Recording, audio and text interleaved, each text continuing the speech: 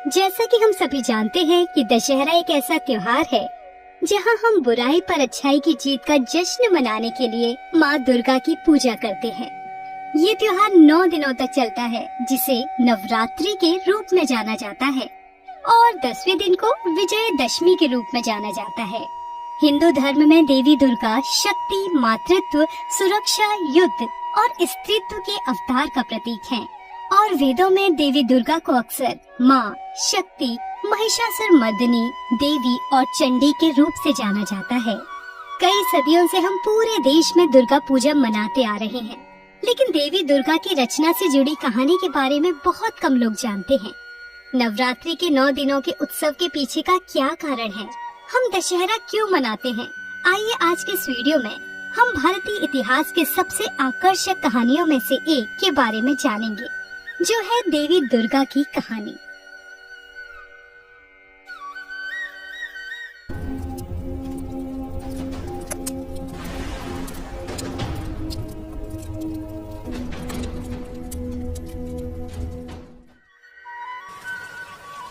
आइए आरंभ करते हैं।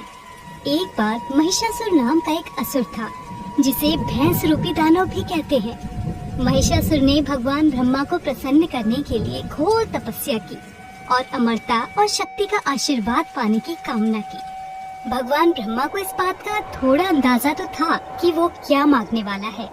महिषासुर हाथ जोड़कर घुटनों के बल नीचे बैठा और ब्रह्मा जी से वर मांगा कि वो किसी व्यक्ति या देवता द्वारा न मारा जाए। भगवान ब्रह्मा ने अपने भक्त की ओर देखा और तथास्तु कहा। इसके बाद अत्याचारी का अहंकार और बढ़ गया। अपनी अमरता के नशे में महिषासुर उसकी अवज्ञा करने वाले किसी भी व्यक्ति को मार डालता।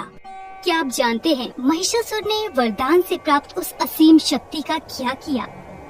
उसने अपने राक्षसों की सेना के साथ स्वर्ग की ओर कूच किया और इंद्रदेव के खिलाफ युद्ध छेड़ दिया। वहीं इंद्रदेव भी सफेद हाथी में बैठ के राक्षसों के खिलाफ युद्ध में उतर गए।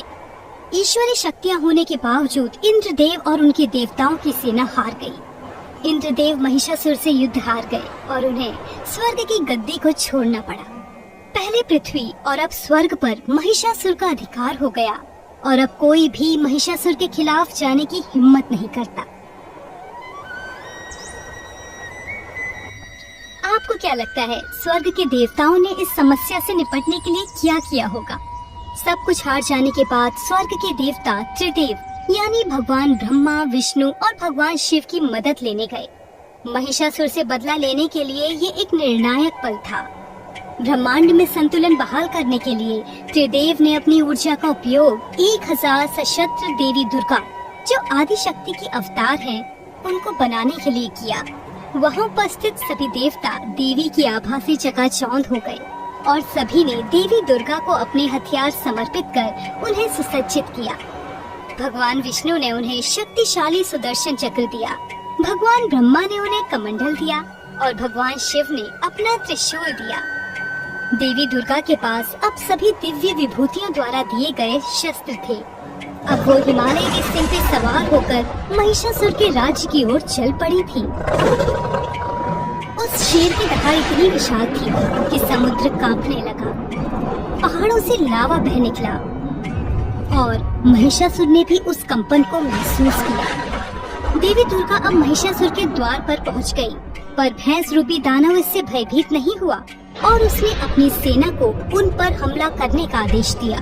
और इस प्रकार हिंदू पौराणिक कथाओं में लड़ा जाने वाला सबसे भीषण युद्ध शुरू हुआ।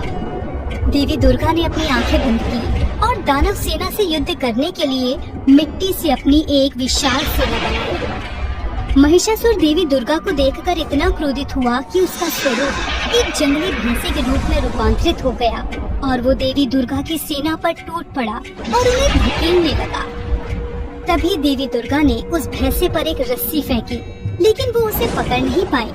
उस भैंसे रूपी दानव ने देवी दुर्गा को देखकर क्रोध से फुंकार भरी। ये युद्ध 10 दिनों तक चला, जहां महिषासुर हार मानने को तैयार ही नहीं था और वही निरंतर युद्ध करते हुए देवी दुर्गा क्रोध से भर गई। और 10वें दिन देवी दुर्गा ने अपने त्रिशूल से भैंस रूपी दानव महिषासुर का सिर काट दिया, क्योंकि शेर ने उसके पूरे शरीर को जकड़ लिया था। इस तरह से दुष्ट भैंसे रूपी दानव का अत्याचार समाप्त हो गया, क्योंकि देवी दुर्गा ने धर्म को बहाल किया, जिसे आमतौर पर विजयदशमी या दशहरा के रूप में जाना जाता है। यकीनन ही ये एक आकर्षक कहानी थी।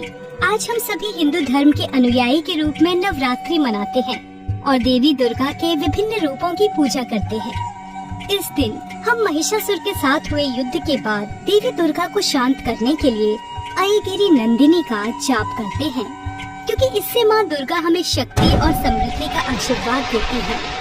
इस दिन को दशहरा भी कहा जाता है, जहां हम रावण पर भगवान राम की जीत का जश्न मनाते हैं। हम आशा करते हैं कि ये कहानी आपको नवरात्रि और विजयदशमी के त्योहारों को समझने में मदद करेगी। हमें नीचे कमेंट सेक्शन में बताएं आपको ये वीडियो कितना पसंद आया। इस दिलचस्प कहानी को अपने दोस्तों और परिवारजनों के साथ जरूर साझा करें। तब तक हम आपसे भारतीय पौराणिक कथाओं में से एक और दिलचस्प कहानी के साथ मिलते हैं। जय माता दी।